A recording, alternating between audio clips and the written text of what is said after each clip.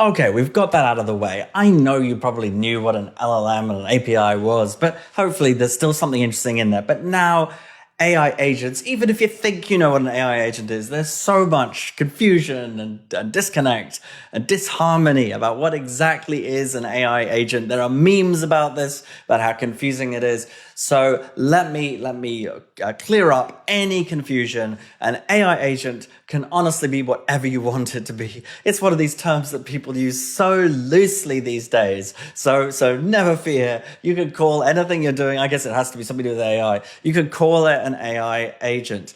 But most of the time, particularly practitioners, do have something nowadays quite specific in mind when they use the term AI agent. And let me cover that with you right now. First of all, a couple of things that they don't necessarily have in mind. So for a while, OpenAI and others were using this kind of expression to define an AI agent. And this might not be exactly the words that we use, but along these lines.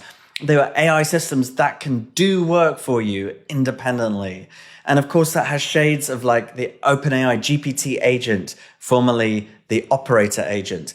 Like one of these tools where you can ask it, go and find me a reservation for some Chinese food, which has a reservation for the availability for 3 people this evening at 9 p.m.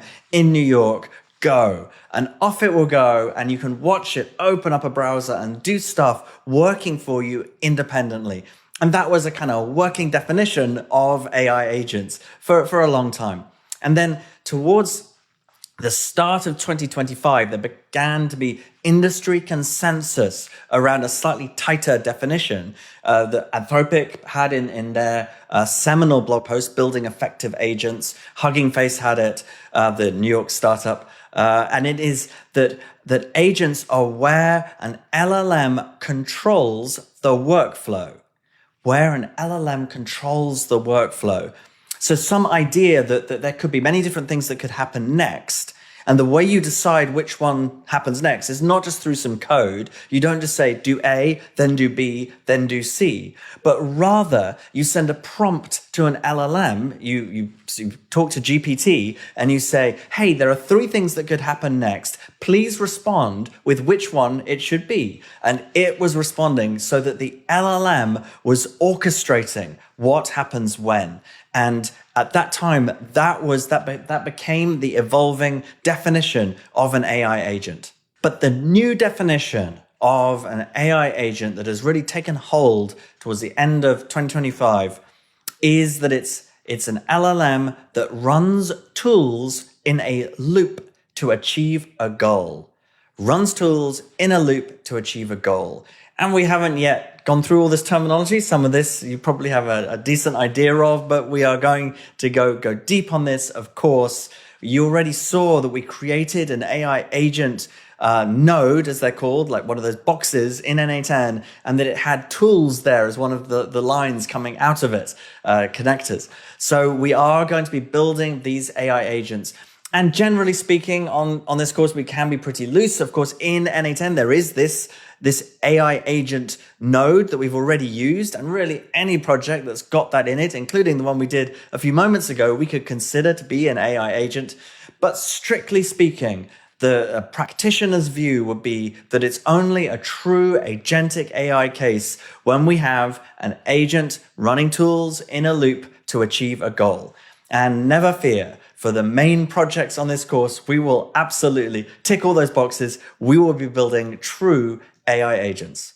Okay, well, there is one more definition that I should probably give you, and that would be what exactly is n8n that this whole course is about. I imagine you already have a pretty good idea, but still, let's dig in. So first of all, of course, what it is it's called a workflow automation startup. It's not a million miles away from things like Zapier that have been around for longer, but it's relatively new. It was founded in Berlin in 2019, and it just in the last few years, it has become a multi-billion-dollar business, and it has users, estimates vary wildly, but it is generally believed to be in the millions. It is what makes it different is how simple and streamlined it is, both working with AI and working with integrations. It's just fantastic to use. It's so easy to deliver business value using n8n. And that is why we will see that whether you are technical or non-technical, you're going to be delivering impact in a matter of minutes. There are a couple of different ways that you can use n8n. You can use it on the cloud, which is what we did earlier, which is where you are using their installation, n8n's installation of n8n. It's the company, and it's a product, and it's their cloud deployment at n8n.io. And if so, it's free for a few weeks, and then you'd have to pay I think it's $24 a month for me. Or you can host it yourself. You can download the software and run it yourself on your own computer or on some cloud box that you have, in which case it is free because it is something, I was going to say it's open source. It's not exactly open source. It's called FireCrawl. That is the name of the license that they have pioneered. And it's important to understand exactly what that means. So as I say, n8n is not open source, it is fair code. It means that you can use it for free, you can download the code, you can run it, you can also change it. You're welcome to go in and improve n8n and build your own stuff. You can use n8n for free to deliver value for your business. You don't need to pay anything if you're running it yourself.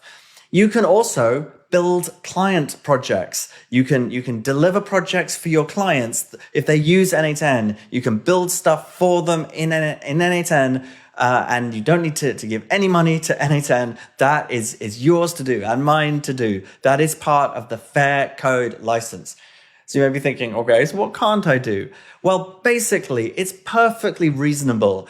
You can't use n8n to directly compete with n8n. So you can't sell n8n yourself, the product, and you can't host a competing platform. You can't, with n8n, you can't take n8n, change it a little bit, make n8n version 2, or version 3 as it would be now, because version 2 is just coming out. You can't take n8n version 3 and then start selling it to people at a premium. And you can't even sell it to your clients. So you can sell services, you can sell your n8n services that you will build n8n automations for your clients, but you can't sell the n8n product itself because that belongs to n8n. And this seems to me to be so very reasonable. It's such a great model, because we want to make sure that the n8n team themselves are incented to keep building this out. We wouldn't want other companies to use their own product to compete with them. So it's common sense. It makes a ton of sense, and that is the Fair Code license that's built around the n8n product. And so again, to sum up, you can download n8n software, run it on your computer for free. You can build stuff for your own business. You can build stuff for other businesses and sell them the stuff that you build and your services to build it. What you can't do is sell the product, the n8n product itself. And there are these two modes. You can either do it yourself with downloading the software, or if you want, you can run on n8n's cloud deployment, but then you do need to pay a subscription for that. It starts at about $24 a month, or $20 a month if you pay for it for a year, at least for me. And there are other tiers if you want to have more automations. And so those are the different models. There is another model as well called white label, which is if you do want to build a product that embeds n8n. And of course, that comes with commercial terms, as you would expect, as is completely fair. And that's one where if you want to do it, there's a kind of contact us button on the website. And you should definitely do that if you're thinking that you could embed n8n within an existing product that you own. Okay. So now, hopefully, I think you probably already knew what n8n was, but maybe you know a little bit more now. All right, let's get to it.